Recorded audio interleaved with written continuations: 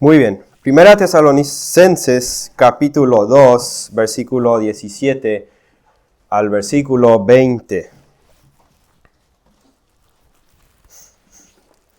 Hasta ahí vamos a ver hoy, pero yo quiero leer hasta unos versículos más adelante para tener el contexto, y creo que esa parte se va hasta el versículo 13. Leo. Pero nosotros, hermanos, separados de ustedes por breve tiempo en persona, pero no en espíritu, estábamos muy ansiosos, con profundo deseo de ir a verlos, ya que queríamos ir a ustedes, al menos yo, Pablo, más de una vez, pero Satanás nos lo ha impedido. Porque ¿quién es nuestra esperanza, o gozo, o corona de gloria? ¿No lo son ustedes en la presencia de nuestro Señor Jesús en su venida? Pues ustedes son nuestra gloria y nuestro gozo. Por lo cual, no pudiendo soportarlo más, pensamos que era mejor quedarnos solo en Atenas.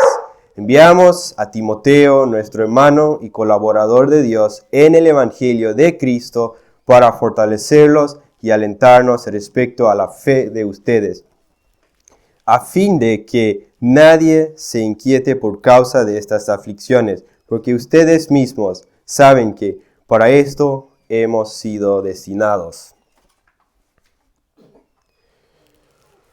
Muy bien, vemos a lo largo de la historia, o vemos en todo el mundo, los conflictos entre personas. Persisten conflictos entre personas, a pesar de todos los esfuerzos humanos. ¿Y por qué? Porque las personas son egocéntricas, se centran en sí mismos. Pueden tener gran habilidad en el campo técnico o profesional, pero siguen fracasando en sus relaciones con otras personas. Ahora, ¿cuál es una de las cosas que distingue al creyente de todas las demás personas? ¿Cuál es una característica, una cosa que distingue? ¿Qué es lo que evidencia que una persona es verdaderamente un discípulo de Jesús? Esa marca es el amor. Es el amor. Jesucristo, hablando de las relaciones entre personas, dice así en Juan 13, versículo 35, en esto conocerán todos que sois mis discípulos, si tuviereis amor los unos con los otros. Y Pablo nos dice, 1 Corintios capítulo 13, hablando de las 3 virtudes que cada creyente debe manifestar, y dice, y ahora permanecen la fe, la esperanza y el amor. Estos 3, pero el mayor de ellos es el amor. Ahora, cada persona que ha sido salvado por la gracia de Dios, por medio de la fe, evidencia esa salvación por medio de muchas formas. Pero una de esas es justamente el amor. Es el amor. El amor es la evidencia de la salvación que Dios ha obrado en esa persona. Y cabe de aclarar que ninguna persona será salvo por amar. No es que por amar será salvo, sino será salvo por la obra de Cristo. Y el amor es fruto de la salvación. El amor es fruto de la salvación que Dios ha obrado en el corazón de la persona. Dice Juan en Primera de Juan, capítulo 4, versículo 7, lo que leímos hace rato: amados, amémonos unos a otros, que el amor es de Dios, y todo el que ama es nacido de Dios y conoce a Dios. El que no ama no conoce a Dios, porque Dios es amor. Entonces Juan dice, todo aquel que ama es nacido de Dios.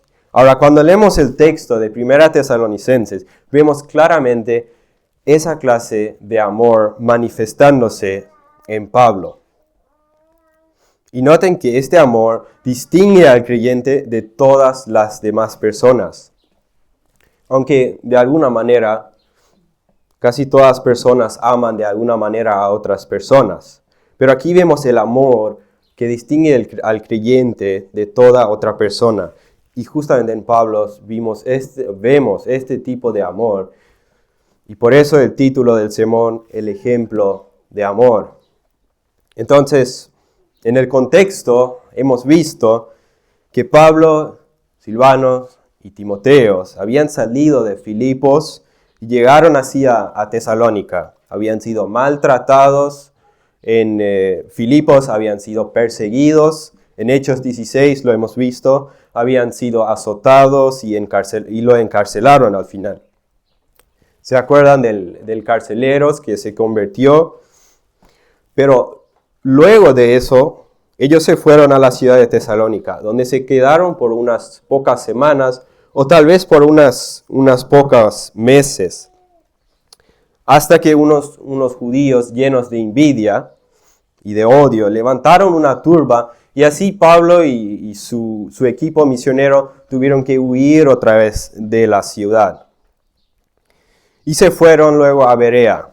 Entonces ellos se habían quedado por unas pocas semanas o unos meses en esa ciudad para discipular a estos creyentes recién nacidos y para confirmarles en su fe. Y tal parece que estos falsos maestros o esos judíos que estaban llenos de envidia, ahora intentaban usar la ausencia de Pablo, lo intentaban usar para acreditar a Pablo y sus colaboradores, diciendo a estos nuevos creyentes que a Pablo y su equipo no le importaba nada a estos hermanos recién convertidos. Y decían que ellos no tenían ningún interés en ellos, que los habían abandonado cuando le alcanzaba la persecución. Que estos misioneros eran meramente charlatanes de su época. Y aunque no lo dice explícitamente el texto, lo escuchamos en su forma de argumentar, como Pablo argumenta. Por ejemplo, vimos como Pablo repite en el capítulo 2 una y otra vez. Miren el capítulo 2. Porque ustedes mismos saben, hermanos, que nuestra visita a ustedes no fue en vano. Versículo 2, como saben, así repite muchas veces en este capítulo. Ustedes saben, dice Pablo, cómo nos hemos comportado con ustedes. Ustedes lo saben.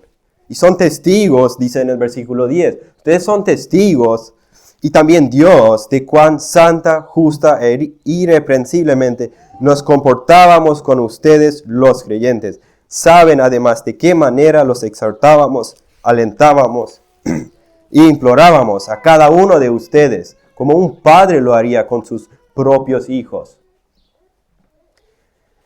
Y aun cuando Pablo solo había conocido a estos hermanos por solo poco tiempo, Pablo luchaba para poder soportar la separación de ellos. Pablo se preocupaba profundamente por estos hermanos. Y eso, ¿por qué? Porque los amaba. Porque los amaba profundamente. Y quiero dividir este pasaje que vamos a ver hoy en tres partes. En primer lugar, vemos un anhelo ardiente. En segundo lugar, el obstáculo. Y en tercer lugar, una esperanza que motiva. Entonces, en primer lugar, vemos el anhelo ferviente o ardiente de los misioneros de volver a esa iglesia para fortalecer a estos nuevos creyentes en su fe. Versículo 17. Pero nosotros, hermanos, separados de ustedes por breve tiempo, en persona, pero no en espíritu, estábamos muy ansiosos, con profundo deseo de ir a verlos. La traducción de la palabra, que como lo traduce separados, significa quedarse huérfano. Es una palabra muy fuerte la que Pablo está usando. Literalmente es habiendo sido hechos huérfanos, habiendo sido desgarrado de ellos. Desgarrado. Esto sugiere una separación dolorosa, un desgarramiento profundamente doloroso, como un niño que ha perdido a sus padres, o como padres que de repente pierden a su niño, a su hijo. Así de doloroso es. Hermanos, así se sintió Pablo cuando se vio forzado a dejar estos creyentes recién nacidos, convertidos. Miren que dice el texto, no por mucho tiempo, en el versículo 17. Hace poco lo que ocurrió, dice Pablo, y nos sentimos huérfanos de vosotros. Y Pablo aclara, separado de vosotros de rostro, pero no de corazón.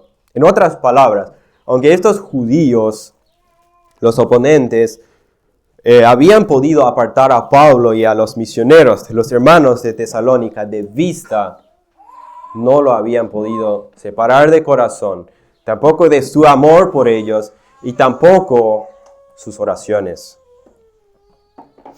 El amor de ellos seguía en pie y por eso su anhelo ferviente de volver a verlos. Dice la última parte del versículo 17, estábamos muy ansiosos, con profundo deseo de ir a verlos.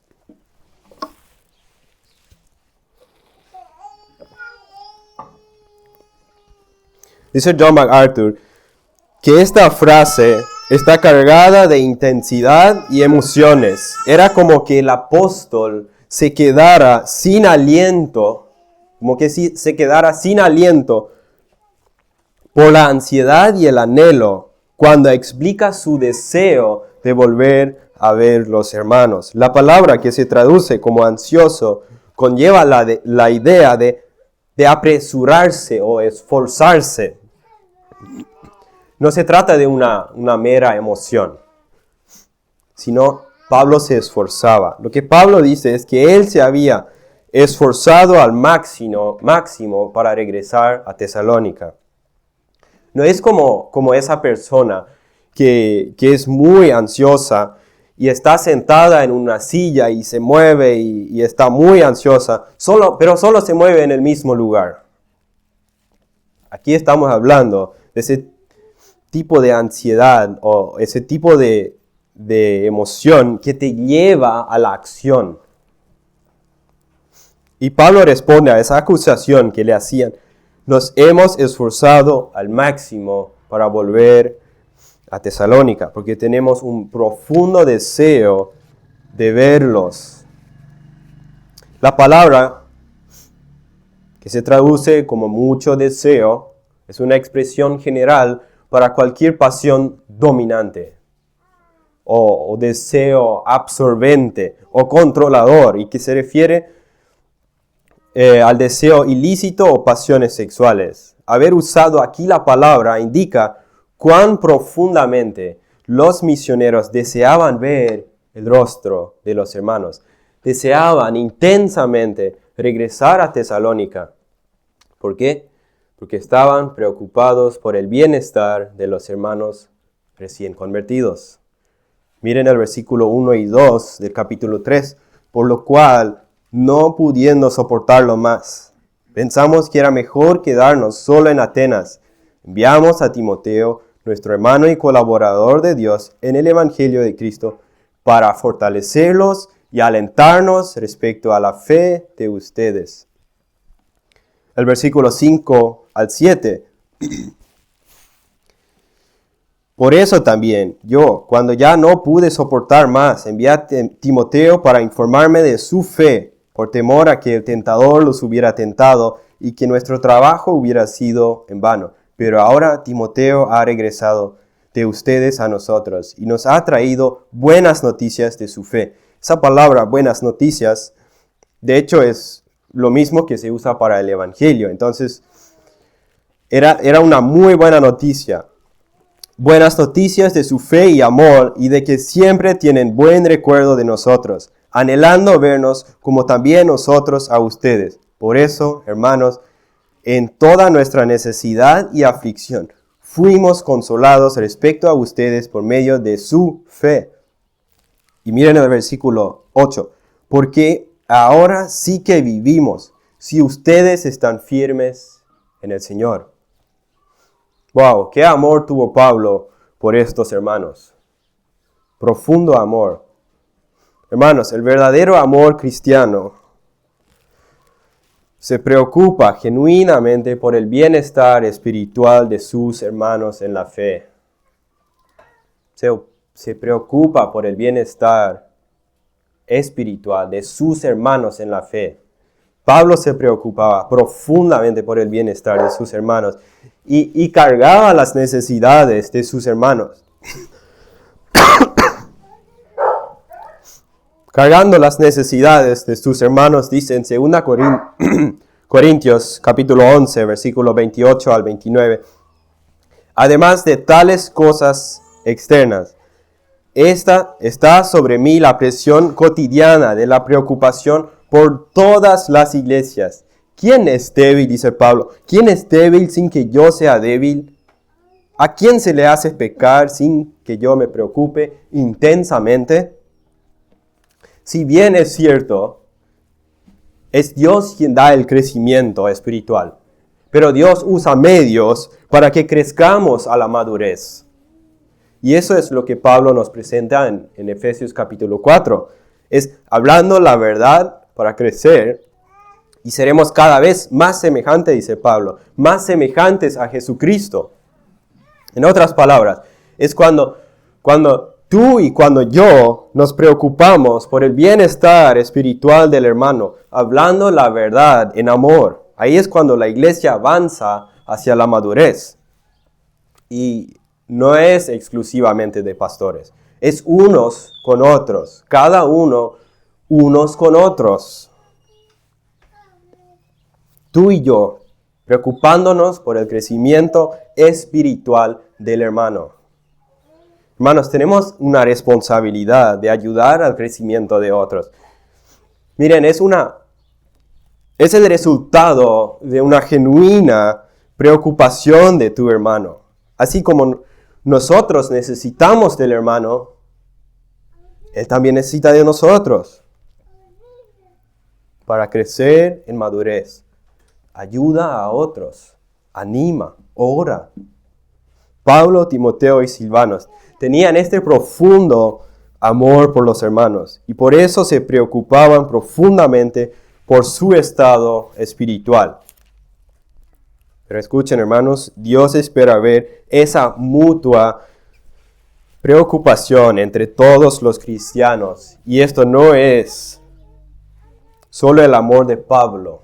No es que él era un superhombre. Él era un hombre como tú y como yo. Pero él se preocupaba por sus hermanos. Vayan conmigo a 1 Corintios capítulo 12. 1 Corintios capítulo 12, versículo 25 al 27. 1 Corintios capítulo 12, versículo 25 al 27. A fin de que en el cuerpo no haya división, sino que los miembros tengan el mismo cuidado unos por otros. Si un miembro sufre, todos los miembros sufren con él. Y si un miembro es honrado, todos los miembros se regocijan con él. Ahora bien, ustedes son el cuerpo de Cristo y cada uno individualmente un miembro de él. Entonces, que cada uno tenga el mismo cuidado unos por otros. Ahora, ¿cómo podía Pablo amar de esa manera? Recordando el Evangelio. Recordando el Evangelio. Pablo antes había sido un perseguidor de la iglesia. La odiaba. Pero cuando Cristo se encontró con él, hubo un cambio en su vida. El odioso Pablo antes se convirtió en el amoroso Pablo. Y Pablo nunca dejó de maravillarse del amor de Cristo, que Cristo tuvo por él. Es cuando tú recuerdas de cuán profunda miseria Cristo te ha sacado, te maravillas del amor que Cristo tiene por ti y que lo único que tú y yo merecíamos era el castigo eterno, pero Cristo lo cargó y ahora te llama su hijo, coheredero con Cristo. No teníamos ni el más mínimo mérito en nosotros. Cuando vemos el amor que Cristo tiene por nosotros, eso nos lleva a amar como Cristo nos amó. Pablo dice en 2 Corintios capítulo 5, versículo 14, pues el amor de Cristo nos apremia, o nos aprieta, nos constriñe, nos motiva, habiendo llegado a esta conclusión, que uno murió por todos, y por consiguiente todos murieron. Y por todos murió, para que los que viven ya no vivan para sí, sino para aquel que murió y resucitó por ellos. Ya no vivan para sí. Hay un cambio radical. Ahora vivan para aquel que murió, Jesucristo. No sigas viviendo para ti mismo. Pon el Evangelio de Cristo en el centro de tu vida. Recuerda el Evangelio. El hecho de que Cristo me amó, a pesar de que me conocía desde la eternidad pasada, a pesar de mis pecados y a pesar de la falta de interés que yo tengo muchas veces de mis hermanos, o la falta de amor, a pesar de eso, Cristo me ama. Cuando me veo tan amado, este hecho expande nuestra capacidad de amar, pues Cristo es nuestro ejemplo. Y es nuestra meta a llegar. Queremos llegar a ser como Él.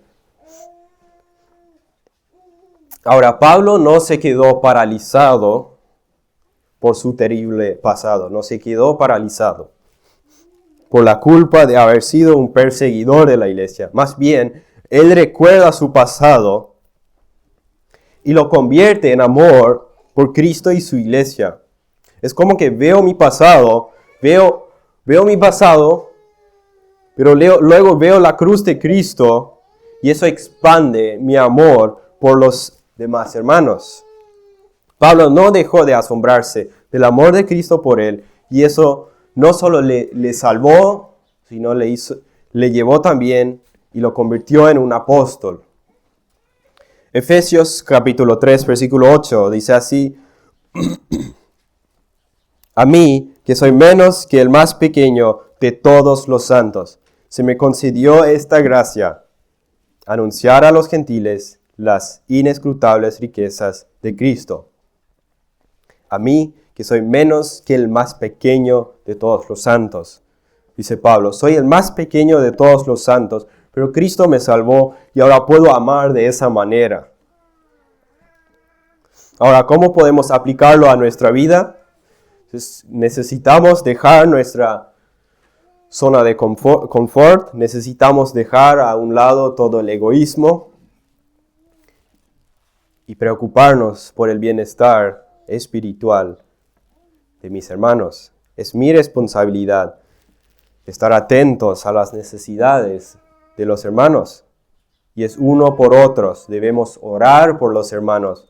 Seamos intencionales en orar por los hermanos, en ayudar a llevar sus cargas y en ayudarles a crecer en santidad. Y no es excusa el hecho de que tú pases por tiempos difíciles. No es excusa. Nos parece fácil decir que nadie se preocupa por mí, pero no se trata de mí, sino de Cristo. Miren lo que dice Pablo en el capítulo 3, versículo 7. Por eso, hermanos, en toda nuestra necesidad y aflicción. O sea, Pablo estaba en necesidad y aflicción. ¿Pero qué hacía? Se preocupaba por los hermanos. No se preocupaba por sí mismo. Y en vez de preocuparnos por sí en su dolor, se preocupaba por los hermanos. Hagamos lo mismo. Pablo se había esforzado al máximo por volver a Tesalónica, pero algo se le estorbó. Y eso nos lleva a la segunda parte, el obstáculo formidable. Versículo 18. Ya que queríamos ir a ustedes, al menos yo, Pablo, más de una vez, pero Satanás nos lo ha impedido. La palabra que se traduce impedido o estorbo es un término militar que se refiere a cavar una trinchera y así obstaculizar un camino. Cavar una trinchera y así obstaculizar el camino. Era una táctica en la antigüedad en la defensa de un ejército para evitar que el enemigo alcanzase a sus hombres. Ahora, así describe Pablo al enemigo. Lo describe como la fuerza que se opone al avance del evangelio. Entonces, no sabemos bien cómo Satanás le estorbó para que no regrese a Tesalónica, porque Pablo no lo dice. Puede que lo estorbó, que el estorbo podría referirse al problema en la casa que tuvieron ahí en la casa de Jasón, que tuvieron que dar una fianza. Pero otra cosa interesante es, ¿cómo sabía Pablo con tanta certeza que fue Satanás que le estorbó? ¿Cómo sabía Pablo que fue Satanás que lo estorbó? Vemos en el libro de los Hechos, en el capítulo 16, vemos en 2 ocasiones que fue el Espíritu Santo que le impidió a Pablo y a su equipo misionero de avanzar. Hechos 16, versículo 6 dice así: pasaron por la región de Frigia y Galacia, habiendo sido impedidos por el Espíritu Santo de hablar la palabra en Asia. Versículo 7, cuando llegaron a Misia e intentaron ir a Bitinia, pero el Espíritu de Jesús no se lo permitió. Entonces el Espíritu Santo está poniendo obstáculos a Pablo, y lo está poniendo obstáculos justamente para obligar a Pablo a seguir más allá de Troas. Allí es donde le aparece este hombre de Macedonia en el versículo 8 y 9. Entonces, pasando por Misia, descendieron a Troas. Por la noche se le mostró a Pablo una visión. Un hombre de Macedonia estaba de pie, suplicándole: pasa a Macedonia y ayúdanos. Dice el versículo 10, cuando tuvo la visión, enseguida procuramos ir a Macedonia, persuadidos de que Dios nos había llamado para anunciarles el evangelio. Así llega el mensaje del evangelio a esas regiones, porque el Espíritu Santo lo había planeado de esa manera. Así lo llevó el mensaje del evangelio para llegar a estos lugares. Así que, ¿cómo sabía Pablo? Vuelvo a preguntar, ¿cómo sabía Pablo que en esa ocasión el obstáculo venía del diablo y no del Espíritu Santo?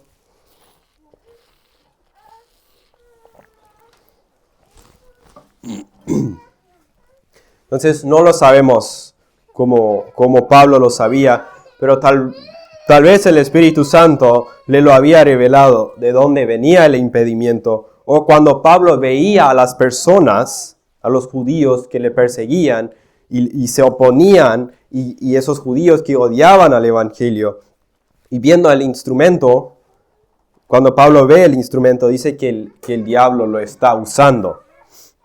Pero quiero que noten al menos 2 cosas. En el avance del evangelio, el Espíritu Santo y el diablo no son meros observadores pasivos. Los dos están involucrados, mientras que el Espíritu Santo está usando a los siervos de Dios para que proclamen el evangelio de Cristo a todo el mundo. El diablo está usando todo lo que pueda para obstaculizarlos, queriendo que nadie escuche el evangelio. El diablo odia al evangelio. ¿Por qué? Porque no quiere que alguien sea salvo. Quiere arrojarles con él al infierno. Por eso hace todo para que el evangelio no sea predicado, porque el evangelio es poder de Dios para salvación. Pero la otra cosa que quiero que noten es que el mismo diablo está bajo el control soberano de Dios. Por lo tanto, el diablo no puede obrar sin el permiso de Dios. Él no puede hacer absolutamente nada sin que Dios lo permita. Y si Dios le permite cierta cosa, es que Dios tiene un propósito superior en mente. Dios usa al mismo diablo para llevar a cabo sus planes. Satanás entró en el corazón de Judas para que él hiciera los planes de traicionar a Jesús. Y Dios lo permitió esa traición.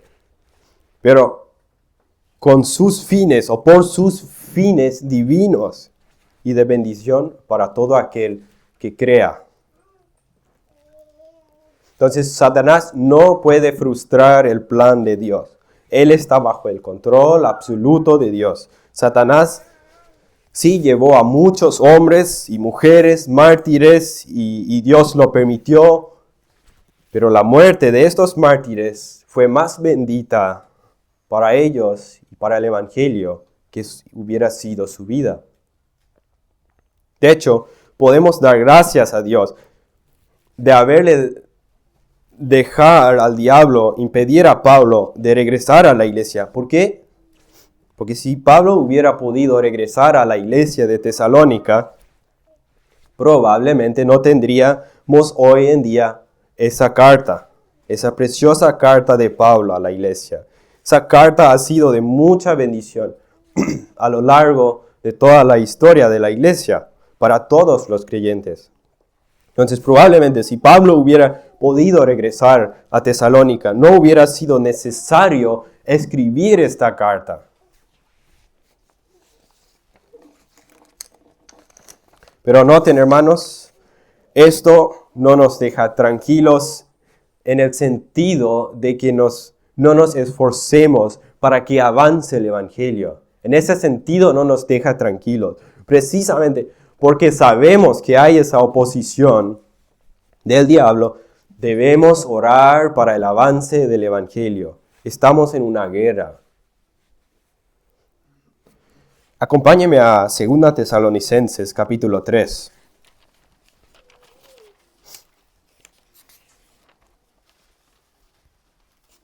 Segunda Tesalonicenses capítulo 3, versículo 1 y 2. Finalmente, hermanos, oren por nosotros, para que la palabra del Señor se extienda rápidamente y sea glorificada, así como sucedió también con ustedes. Oren también para que seamos librados de hombres perversos y malos, porque no todos tienen fe. Oren, dice Pablo, oren, para que la obra no se hace, la obra no se hace sin impedimento. Oren. Oren conscientes, hermanos, oren conscientes por misioneros, oren por sus pastores, para que Dios le dé el valor de predicar la palabra de Dios, como lo debemos predicar. Porque cuando alguien sale a predicar la palabra de Dios, el diablo también está atento para oponerse y destruir todo lo bueno. Quiere impedir que el evangelio se expande. ¿Qué debemos hacer? Orar. Orar. El diablo es un enemigo con que no podemos luchar en nuestras propias fuerzas. Oren. Y en tercer lugar, el último punto.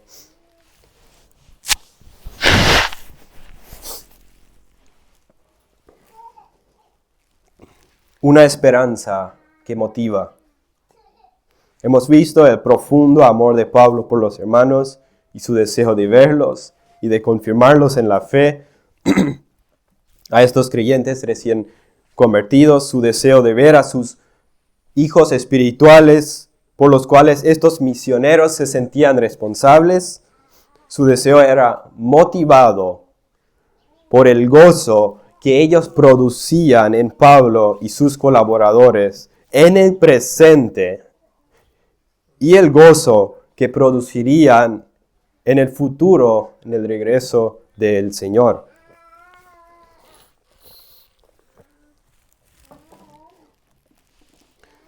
Entonces leamos versículo 19 al 20. Porque ¿quién es nuestra esperanza o gozo o corona de gloria? ¿No lo son ustedes en la presencia de nuestro Señor Jesús en su venida? Pues ustedes son nuestra gloria y nuestro gozo. Entonces, nuestra esperanza cuando llegamos al cielo, obviamente, es estar en la presencia del Señor Jesucristo y nada sobrepasará esta alegría y este gozo que cuando estaremos en la presencia del Señor. Pero lo que Pablo está diciendo es que ver en nuestros hermanos el resultado del trabajo que hicimos aquí en la tierra para el beneficio de ellos, eso nos será gozo y alegría. Ver el resultado en los hermanos que hicimos aquí en la tierra. Sí es de Dios la salvación. Y también el crecimiento de cada creyente es de Dios. Pero Dios ha usado a hombres como nosotros mismos para predicarnos a nosotros y a cada uno el Evangelio, para así llevarnos a la fe. Usa hombres para fortalecernos, para animarnos y también para corregirnos. Sí es de Dios el crecimiento, pero miren lo que dice Pablo. ¿Qué es, escribiendo a los Corintios, qué es pues Apolos y qué es Pablo? Servidores mediante los cuales ustedes han creído, según el Señor dio oportunidad a cada uno. Yo planté, dice Pablo, yo planté, Apolos regó, pero Dios ha dado el crecimiento. Así que ni el que planta ni el que riega es algo, sino Dios que da el crecimiento. Ahora bien, el que planta y el que riega son una misma cosa, pero cada uno recibirá su propia recompensa conforme a su propio trabajo. Al final la gloria es de Dios. La gloria es de Dios. Es Dios quien hace eficaz la obra de nuestro ministerio. Pero también dice el versículo 9 que somos colaboradores de Dios, porque nosotros somos colaboradores en la labor de Dios y ustedes, dice el versículo 9, y ustedes son el campo de cultivo de Dios, el edificio de Dios. Entonces, todo lo que han trabajado o colaborado, como dice Pablo, en la obra de Dios, recibirán su recompensa. Todo lo que tú has hecho para la salvación de unos y la santificación de otros será recordado aquel día. Dice el escritor de Hebreos, capítulo 6, versículo 10. Porque Dios no es injusto como para olvidarse de la obra de ustedes y del amor que han mostrado hacia su nombre, habiendo servido y sirviendo aún a los santos. Entonces, Dios no es injusto, dice, y lo recordará. Si fuiste parte de esa cadena en donde alguien fue llevado a la salvación o santificación, recibirás tu recompensa. Dice Pablo en 1 Corintios, capítulo 15, abundando siempre en la obra del Señor, sabiendo que su trabajo en el Señor no es en vano. ¿Y cuál será la recompensa que recibirán? Es un tema muy amplio en la Escritura. Pero veamos lo que dice Pablo en estos versículos. Versículo 20. Pero ustedes son nuestra gloria y nuestro gozo. La recompensa que dice Pablo será ver el resultado de lo que tú hiciste para Cristo y para su iglesia. Eso te dará alegría, ver a personas que tú has predicado el Evangelio de Cristo, ver a esas personas en el cielo con Cristo. Pablo dice, ustedes serán mi corona de gloria, mi recompensa será verlos allí con el Señor, con cuerpos glorificados, sin pecado, reflejando la gloria de nuestro Señor Jesucristo. Es como que Pablo dice, escuchar a nuestro Señor y Salvador decir, bien Pablo, un buen siervo. Por tu causa o por tu predicación, estas personas están aquí. Lo que tú hiciste por amor aquí, por amor a Cristo, lo verás en el futuro, en el cielo. Un ejemplo, cuando tú predicas el Evangelio a una persona, Y aunque no se convierta esa persona en este momento, pero esa semilla se queda ahí. Y con los años otras personas, como dice Pablo, van regando esa semilla que tú plantaste hasta que un día Dios manda y dice que tenga vida. Y crece, esa persona crece en santidad, a la madurez espiritual. Y aunque tú ni recuerdas esa persona, Dios sí la recordará. Hermanos, eso nos anima. Eso nos anima. Recuerden, 1 Corintios capítulo 15, que Pablo dice que nuestro trabajo en el Señor no es en vano. Dice Pablo a los Gálatas, no nos cansemos de hacer el bien, pues a su tiempo, si no nos cansemos, segaremos. No te canses de orar por los hermanos. No te canses de consolar, de animar. No te canses de predicar el Evangelio. A su tiempo segaremos. Y mientras llega este día, ¿qué dice Pablo? Versículo 20, pues ustedes son nuestra gloria y nuestro gozo. No dice serán, sino lo son.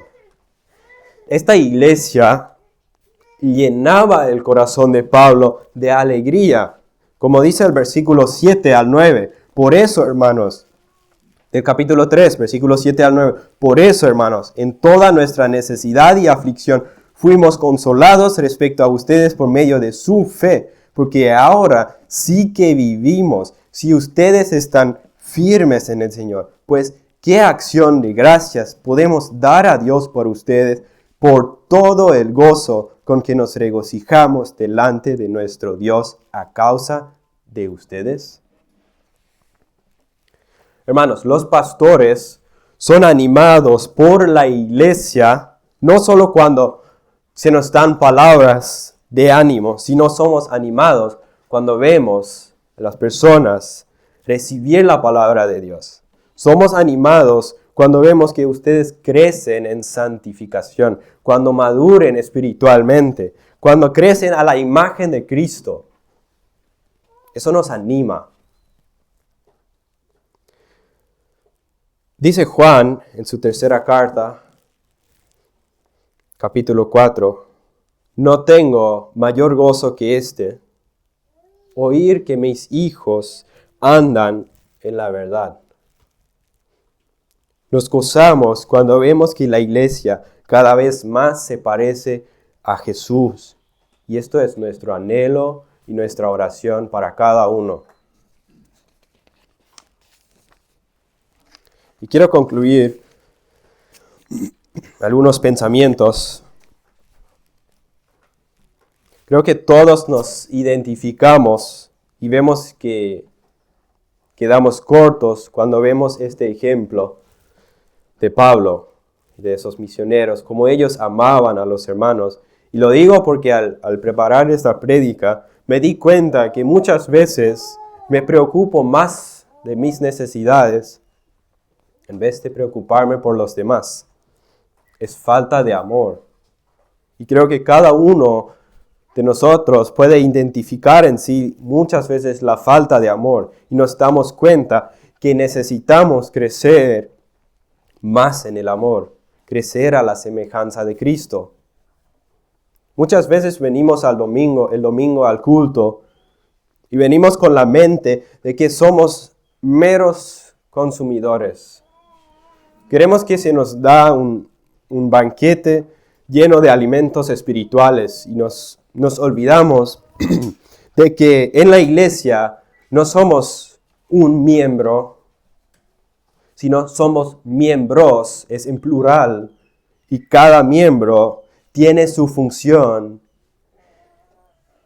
y cada creyente, cada miembro debe estar preocupado por el bienestar del otro miembro, de su hermano, unos con otros. Y no es solo labor del pastor, sino cada creyente tiene un don o tiene dones y debe usarlo para la gloria de Dios. Debe usarlo para el beneficio espiritual de sus hermanos. Entonces, cuando ves tu falta de amor, recuerda al Evangelio, recuerda a Cristo, recuerda cuánto Cristo nos amó y dónde te ha sacado, y empecemos a amar como Cristo. En vez de dejarnos paralizar, recordemos el amor de Cristo para nosotros, y eso nos capacita para amar a los demás. Dice 2 Corintios capítulo 5, versículo 14 a 15, pues el amor de Cristo nos apremia, nos motiva, habiendo llegado a esta conclusión, que uno murió por todos, y por consiguiente todos murieron, y por todos murió, para que los que viven ya no vivan para sí, sino para aquel que murió y resucitó por ellos. Entonces, ya no vivan para sí, vivan para la gloria de Dios, vivan para aquel que murió para nosotros y resucitó para nosotros. Amén.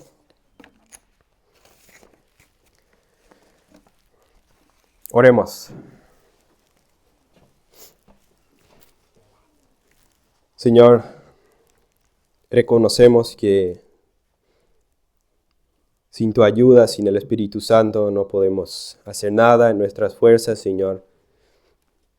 Te pedimos que nos ayudes ahora al meditar en tu palabra, al pensar lo hablado, Señor, que nos pueda hacer cada vez más semejante a Cristo.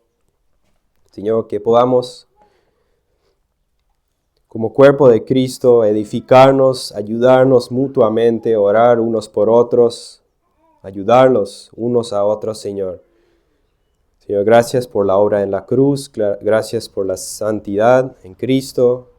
Ayúdanos ahora a vivir de acuerdo a esa nueva identidad quienes somos en Cristo. Te encomendamos el resto de este día. En el nombre de Jesús. Amén.